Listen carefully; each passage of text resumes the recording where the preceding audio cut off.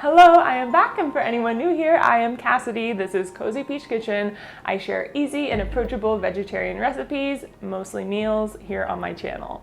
My cookbook is officially coming out September 13th. Now there isn't a pre-order option, but as soon as you can press order, I will let you know here on my channel. In the meantime, I'm going to share this recipe for a white bean skillet, which is actually super similar to one of my favorite cookbook recipes. I loved this method for making white beans so much that I just had to go and make another version of the recipe.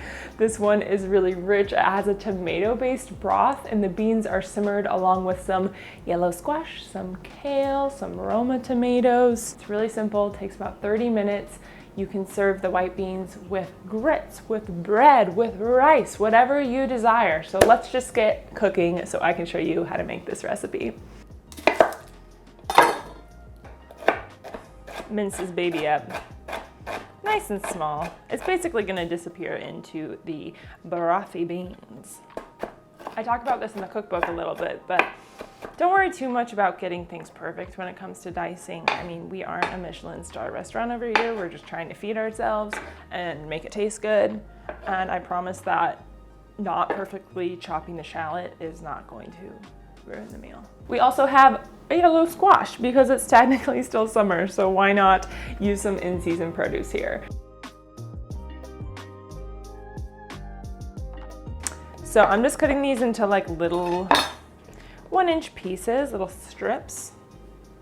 I'm using curly kale. The recipe in the cookbook uses lacinato kale, dinosaur kale, which I prefer, but I wanted to show a version with curly kale because first off, it's cheaper, it's more common, and it's just as good. So I already went ahead and rinsed this, and we're gonna go ahead and chop it up as well. And then we want small pieces of kale. This is gonna make it more palatable. So for those who don't love kale, the goal here is to really cook it down, kind of like collard greens. The nice thing about kale is that it does cook a little more quickly than collard greens. Yeah, so basically just run your knife through it, and we have these little bite-sized pieces of kale. Roma tomatoes, this is gonna create the savory base. So just dice those up nicely. So now that we have all these veggies prepped, let's head on over to the stove. I'm using butter here, about 2 tablespoons. You could definitely use olive oil if you want, but I wanted this to be nice and rich. We're adding all these veggies at once.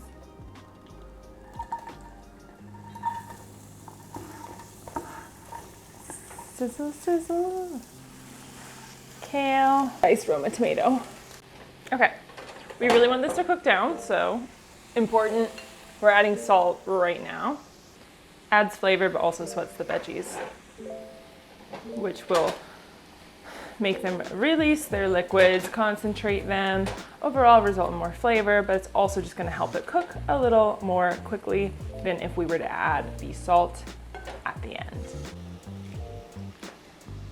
As you can see, the tomatoes are looking pretty reduced. And once those have released a lot of their liquid, then we'll get some browning on the shallot.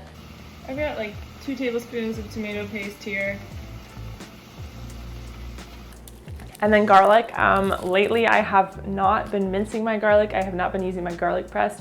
I have just been grating it on a microplane.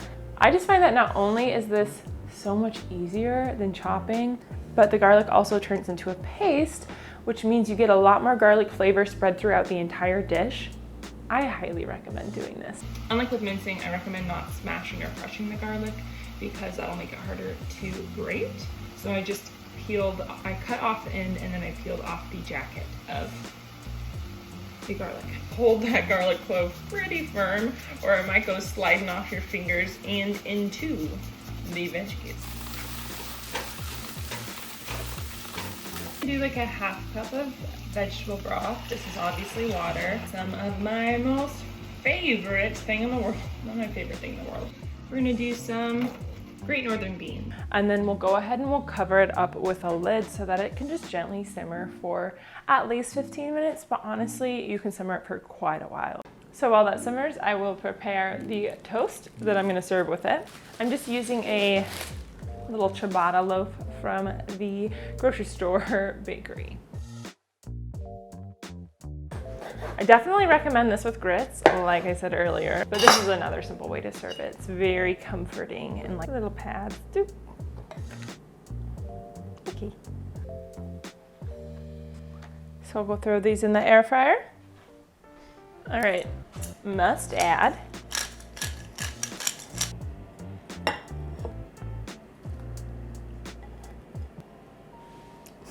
Okay, let's try. Admittedly, it looks a little hot. So good.